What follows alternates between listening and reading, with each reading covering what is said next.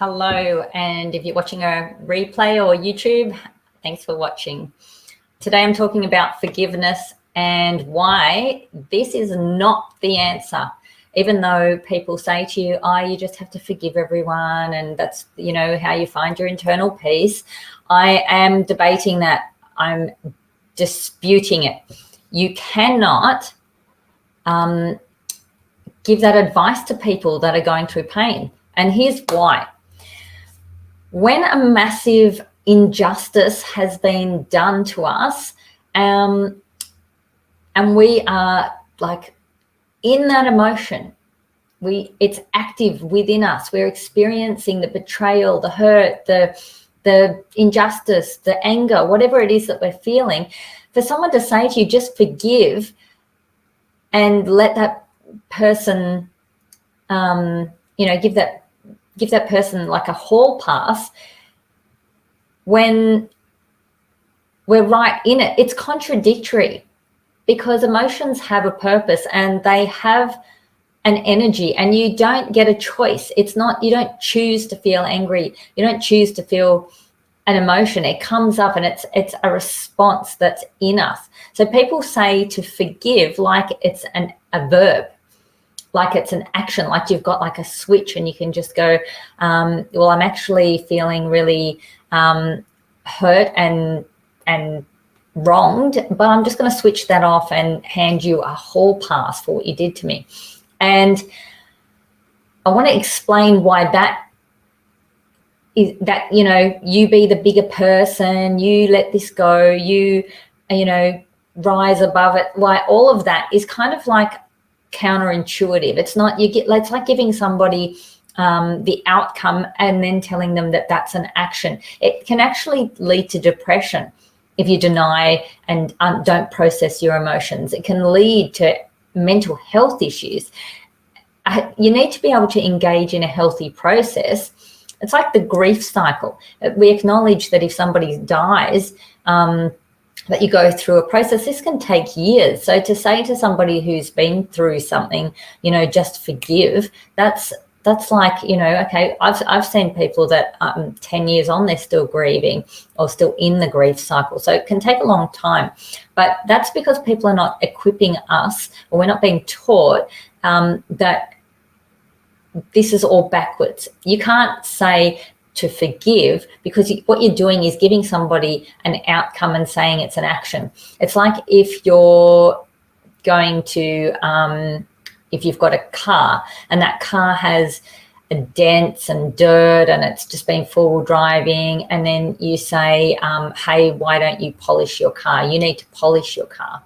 Or if you had all your dirty, smelly clothes and someone says, well, you need to put your clothes away in your wardrobe. You're not telling somebody all the steps that need to happen. It's like stabbing somebody in the stomach, leaving the knife in there and then saying, come and give me a hug. Yes,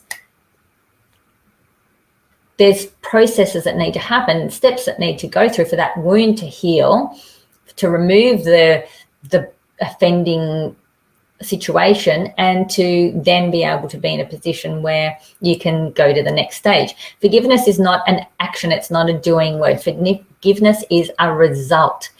And it's the natural result when we work through a situation or event at a somatic, at an emotional, at a mental level, so that the result is for us to have a coherent understanding, to be able to reorganize the meanings around an event, build compassion for all the people that were involved, have an emotional neutrality, so there's no longer active emotions there, be able to release and clear and cleanse and have that personal sense of freedom. And you can't release someone else who's wronged you while you're still trapped in the repercussions, the emotional repercussions of something.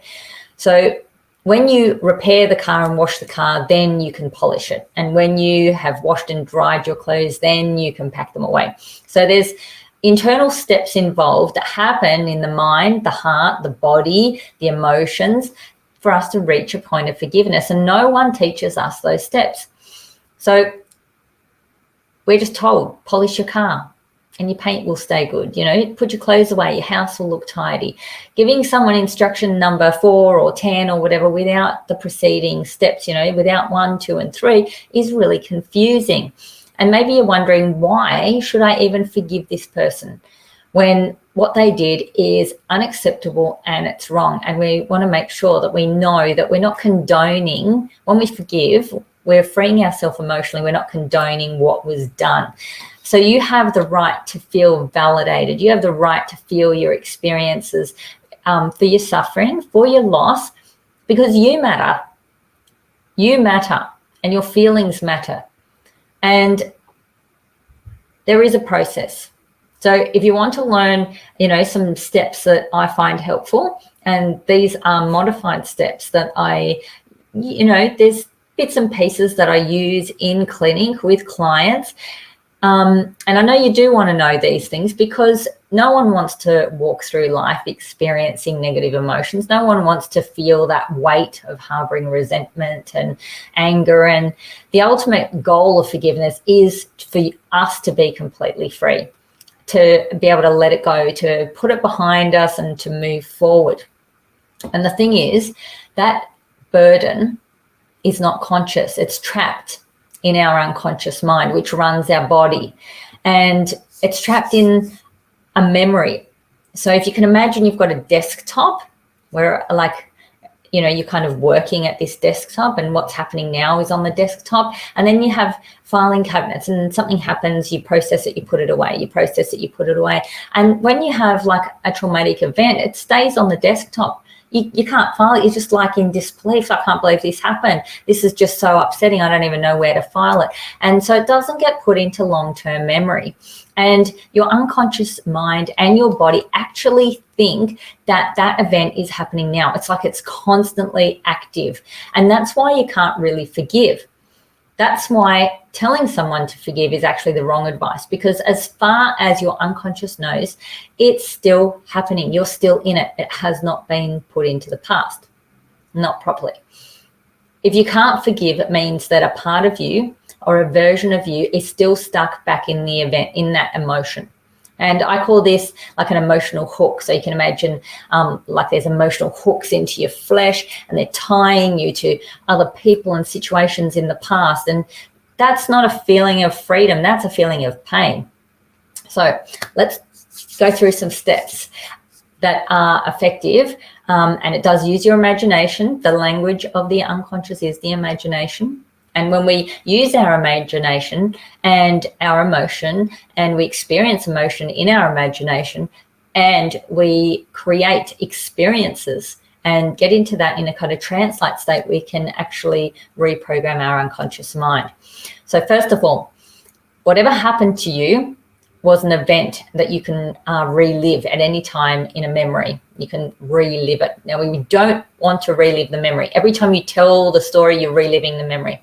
What we want to do is release the emotion from it, gain some new understandings from it. So what I'd like you to do is think of a traumatic event, something where someone wronged you or things were just not right, that you feel angry, betrayed, hurt, whatever.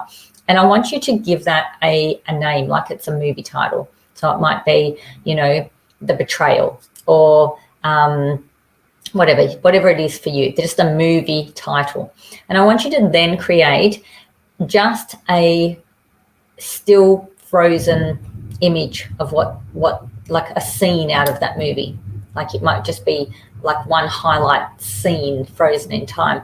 And when you've got that movie title and that frozen in time moment, what I would like you to do is to imagine that you have walked in to that scene. You've walked into that scene. You now, this version today, you walks into that scene and it's all frozen there, and it's got this movie title that you've given it. And I would like you to just ask yourself, what is going on? What is the emotion that's present in this situation? Name the emotions. Check in, where in my body am I feeling these emotions? And just allow yourself to actually experience them, because we spend our life running away from feeling. I feel so angry. I feel so scared. I feel so hurt. I feel it in my chest. And just sit with it for a minute and just breathe it. And you can even, just let it flow out of you as you breathe. You can turn it up. You can let it move through your body. Become aware of it. Just sit and have that experience of that emotion and sit with it and say, I feel you anger. I feel you sadness. I feel you shame, or whatever those things. I feel you in my chest. It's so intense and I can feel you, and breathe through it and just let that breathe until you can, it might take 5 minutes, but just until you can sort of breathe and sit with it until it goes down. And then ask yourself, what is it that I need to know? What is the truth about this situation event? What is it that is important to know in order for me to be free and my past self to be free? Ask yourself that question. Recognize, what did you need in that moment that you didn't have? Ask your past self, what is it you need in order to be okay? What is it that you needed in this moment that you didn't have? And it might be support or love or care. It might be courage. It might be a hug. It might be someone to speak up, someone to protect you. Or it might be something physical, like I needed an axe, I needed a parachute, I needed, something like that. So then give yourself what it was you needed. If she needed he needed a hug, if you needed courage, whatever it is, you can imagine that you're either giving them the hug, you can imagine the courage pouring out of your heart into theirs. If they needed an axe, hand them an axe. If they needed someone to speak up for them, walk in and speak up for them, whatever it is. If they needed a voice, give them a voice, whatever. That you can create an imagination of this moment in this event that is changing it. Your unconscious mind does not know the difference between real and imagined. If you create a new memory, your unconscious mind takes the new information. Then sit with them until they are okay. Make sure they're okay. If you need to, take them out of there, whatever you need to do. Tell the past you, it is over. You are safe, and this will never happen again. You are safe, and hold them. Tell them something good about them that they need to hear. Something like, you're safe, you're loved, you're a good person, I'm proud of you, you did the best you could, this was not your fault.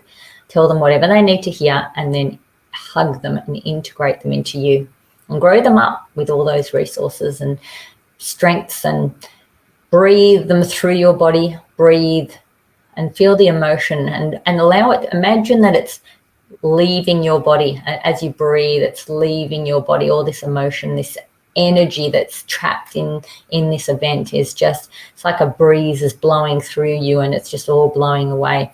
And just do those steps as many times as you need. Use your imagination. Reconstruct those painful past events so that they can be filed off, so that they have a new meaning, so that you know something new about this. Because it's like footprints in the snow. And we don't remember the memory, we remember remembering the memory, and then we remember the last time we remember the memory, and the memories change and embed and deepen. And what we want to do is we want to run through that pathway. We want to change everything about it. We want to make it so that we can never find this track in the snow again, and we stop reliving it. And once the emotional charge has been released, then forgiveness will just be there. It's not an action. You don't have to do anything or force anything. That person will cease to have any impact on you. You might even find that you have pity or compassion for them. And that's the beauty of forgiveness. It frees you and it frees them. And I know I don't want to be carrying emotional hooks to other people in my life. I don't want that resentment in me. And it's like they say, anger is like drinking poison and expecting the other person to die. So we want to do the work, and I do the work in me and on me. And I encourage you to do the same. Have a beautiful day.